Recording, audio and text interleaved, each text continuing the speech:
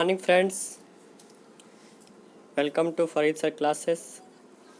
Today we discuss our further topic from the subject of entrepreneurship development and management. जैसे कि मैंने पिछले video में आपको बताया था फ्रेंड्स कि बिजनेस का प्लानिंग कैसे होगा, उसका मेन ऑब्जेक्टिव्स क्या है। ठीक है, हमारे लिए बिजनेस प्लानिंग करना क्यों ज़रूरी है और क्या है, हमारा क्लियर कंसेप्ट बताया था। तो उसी के आगे हम लोग आज बात करेंगे उसका कितने कितने स्टेप्स है, कौन कौन से स्टेप लेने पड़ते हैं हमें। तो एक एक पॉइंट के बारे में डिस्कस करूँगा स्टेप्स को। जैसे कि मैंने बताया था बिजनेस प्लानिंग क्या एक ब्लूप्रिंट है हमारा, जो स्टेप बाय स्टेप उसको हम फॉलो करते हैं। इसका कुछ मैंने डायग्राम भी बताया था और कुछ ऑब्जेक्टिव भी बताए थे। ठीक है, तो इसका अब मैं बात करूँगा आज का टॉपिक मेरा कि कौन कौन सा स्टेज है, कौन कौन से प्रोसेस से हम लोग गुजरना पड़ता है एक प्रॉपर बिजनेस प्लानिंग करने के लिए। ठीक है फ्रेंड्स, तो पहला हमारा है आइडिया जनरेशन।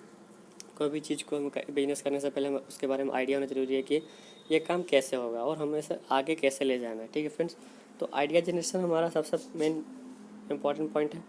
तो आइडिया जनरेशन है क्या? तो it is the first step in the business planning process.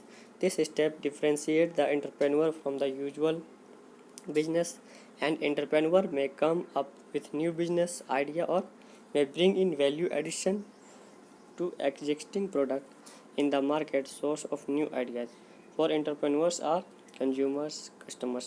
तो आइडिया जनरेशन क्या, सबसे पहले आइडिया जनरेट करना बहुत ज़रूरी है कि हाँ ये कौन सा आइडिया ज़्यादा बेटर हो, कौन सा रिक्वायरमेंट जैसे हम लोग एनालाइज किए कि हाँ यहाँ पे इस चीज़ का ज़्यादा ज़रूरत है, गर्मियों में कोल्ड ड्रिंक का ज़्यादा ज़रूरत है, ठंडे में कॉफ़ी का ज़्यादा ज़रूरत है। ठीक है, तो सबसे पहले एनालाइज किए, हम आइडिया आया कि हाँ कॉफ़ी चलेगा या फिर कोल्ड ड्रिंक चलेगा। तो आइडिया जनरेट हो गया कि हाँ ये काम करना है, तो उसका वैल्यू एडिट करेंगे कि हाँ चलो हम इसको कैसे इसको एग्जीक्यूट करना है। तो उसके लिए क्या चाहिए, एक एंटरप्रेन्योर को सबसे पहले कस्टमर से कोलैबोरेट करना पड़ेगा। ठीक है, तो कस्टमर के साथ अच्छा से प्रॉपर कम्युनिकेशन हो पाएगा तो हमारा क्या होगा, इम्प्रूव होगा आ गया। फिर एग्जिस्टिंग कंपनी, जो भी एक कंपनी है हम जहाँ से माल ला रहे हैं तो वहाँ से हमें कितने में प्रॉफिट दे रहा है, क्या हमारा लॉसेस हो रही है। तो उससे हमारे क्या कंपनी के बारे में, कंपटीशन के बारे में स्टडी करना ज़रूरी है कि बहुत सारे एंटरप्रेन्योर है जो पहले से यहाँ एग्जिस्ट कर रहे हैं, उससे कैसे हमको कम्पीट करना है। ठीक है फ्रेंड्स, रिसर्च एंड डेवलपमेंट, और उसके अंदर क्या क्या डेवलप कर सकते हैं, उसमें हम क्या क्या उसमें इम्प्रूव कर सकते हैं। उसमें मान लीजिए कॉफ़ी है तो कॉफ़ी में क्या क्वालिटी बढ़ा सकते हैं, और कोल्ड ड्रिंक में क्या अच्छा है, ब्रांड नया नया ब्रांड है, उसमें क्या हम लोग नया चीज़ कर सकते हैं, उसमें इनोवेशन क्या कर सकते हैं। तो उसमें एम्प्लॉयज़, नेक्स्ट पॉइंट आता है एम्प्लॉयज़। हमें स्टार्टिंग में कितने एम्प्लॉयज़ को रखना पड़ेगा, या खुद भी कर सकते हैं, अकेले काम हो पाएगा कि नहीं हो पाएगा। तो आइडिया लेना बहुत ज़रूरी है। ठीक है फ्रेंड्स, तो डीलर्स एंड रिटेलर्स, तो हम लोग जहाँ से हम लोग स्टॉक में ला रहे हैं, होलसेलर में ला रहे हैं, तो डीलर्स हमको जो सप्लाई कर रहा है उस डीलर्स के बारे में भी हम लोग प्रॉपर क्या करेंगे, कम्युनिकेशन बिठाएंगे कि हाँ इस डीलर से हमें अच्छा मिल रहा है और अच्छा क्वालिटी दे रहा है, प्रॉपर हमारा बेनिफिट ज़्यादा हो रहा है। और कुछ रिटेलर से भी हम लोग क्या करें, रिटेल करेंगे कि चलो भाई हम प्रोडक्ट हम डायरेक्ट होलसेल से ला के तुमको दे रहे हैं, तुम इसमें बेचोगे, तुम्हें प्रॉफिट होगा, मुझे भी प्रॉफिट होगा। तो ये सारे हमें सबसे पहले क्या आइडिया जनरेशन करना बहुत ज़रूरी है फ्रेंड्स। ठीक है, नेक्स्ट बात करते हैं इन्वायरमेंटल स्कैनिंग। आप सबसे जैसा कि मैंने बताया सबसे क्या हमारा कम्युनिकेशन अच्छा हो गया। अब इन्वायरमेंट को स्कैन करें कि इन्वायरमेंट में ज़रूरत क्या है, कितने क्वांटिटी में हमको लाना बेटर रहेगा, इन्वायरमेंट उस चीज़ का ज़रूरत है या नहीं है, हम लाएंगे तो कहीं फंस तो नहीं जाएंगे। ठीक, तो इन्वायरमेंट में क्या चल रहा है, क्या रिक्वायरमेंट है, उसके बारे में स्टडी करना बहुत ज़रूरी है। ठीक है, तो one the entrepreneur is through the idea generation stage. Next entrepreneur is required to the conduct environmental scanning. Next हमारा स्टेप क्या रहेगा, इन्वायरमेंट को स्कैन करना। Will include the analysing external and internal environment and that affect the business ideas.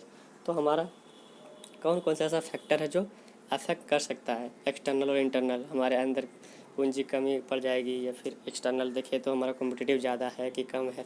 तो external और internal competition को देखते हुए हमको एनालाइज करना बहुत ज़रूरी है। ठीक है फ्रेंड्स, तो एक्सटर्नल इन्वायरमेंट में क्या क्या हो सकता है, सोशल एंड कल्चरल अप्रेजल, बहुत सारा सोशल कल्चरल अप्रेजल है जो हमें क्या अफेक्ट करती है। It gives the brief overview about the culture and traditional existing in the society. It is comprised of value and belief of peoples which determine the acceptance of the product by the customer in the market। तो मान लीजिए कि हमारे जो social, जितने भी हमारे सामाजिक तौर पे जितने भी कस्टमर्स है वो हमारे प्रोडक्ट पर बिलीव कर रहा है कि नहीं। मान लो हम लोग बेच रहे हैं तो बोले नहीं भाई तुम्हारा प्रोडक्ट अच्छा नहीं, क्वालिटी अच्छा नहीं है, तो क्या हमारा बिकेगा, नहीं बिकेगा। अगर वो बिलीव कर हाँ तो आप क्वालिटी अच्छा है, एक बार खरीदने के बाद दोबारा आ रहा है आपके दुकान में, यानी कि आप अच्छा प्रोडक्ट बेच रहे हो। ठीक है, तो पीपल्स के साथ कैसा हमारा कम्युनिकेशन हो रहा है, कैसा उसको वैल्यू हो रहा है, उसका ट्रस्ट बढ़ रहा है या बिलीव हो रहा है या नहीं हो रहा है, तो उसके ऊपर हमारा डिपेंड करता है। ठीक है फ्रेंड्स, अच्छा क्वालिटी देंगे तो बिलीव ज़्यादा बढ़ेगा और ज़्यादा कस्टमर्स हमारे पास आएंगे। सेकंड है हमारा टेक्नोलॉजिकल अप्रेजल। अब मान लीजिए कस्टमर ज़्यादा है, हमारा प्रोडक्शन बहुत कम है, धीरे धीरे हो रहा है, तो हमारा टेक्नोलॉजी भी डेवलप करना पड़ेगा। It assess the various technological option available for the convert an idea to product. It also provide an brief overview about the technological updation. तो हमें अपडेशन बहुत ज़रूरी है, हर समय समय पर अपडेट करना पड़ेगा कि हाँ क्या कौन सा प्रोडक्ट यूज़ करें ताकि हम जल्दी बना सकें, कौन सा मशीन यूज़ करें। पहले के ज़माने में क्या था, कोई भी काम करने से पहले हम मैनुअली करते थे, एक सिंपल सा हथौड़ा बना रहता तो हम हथौड़े से क्या दूसरे हथौड़े से पीटते थे, गर्म करते थे चूल्हे में। आजकल क्या है, इलेक्ट्रिक हीटर आ गया है, बस तुरंत हीट किए, तुरंत मोल्डिंग से मशीन में रख दिए, तुरंत हथौड़ा बनकर तैयार हो गया। तो अपने आप को अपडेट करना बहुत ज़रूरी है। ठीक है।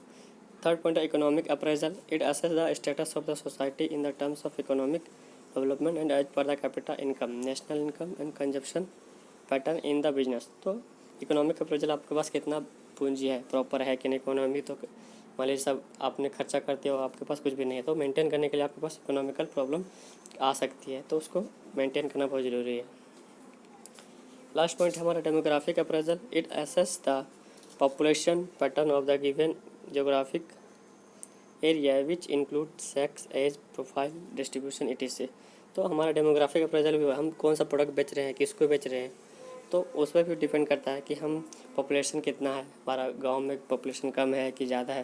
ज़्यादा पॉपुलेशन रहेगा तो ज़्यादा कस्टमर्स आएंगे, कम पॉपुलेशन कम रहेगा, और कौन सा प्रोडक्ट किसको दे रहे हैं, ठीक है, उसके हिसाब से मैटर करता है। तो सब कुछ कंसिडर करते हुए हम लोग उसको आगे एग्जीक्यूट करेंगे। ठीक है फ्रेंड्स, आज के लिए इतना ही। अगले वीडियो में आपके लिए अगला पॉइंट डिस्कस करूँगा। आई होप आपको समझ में आया होगा। Thank you.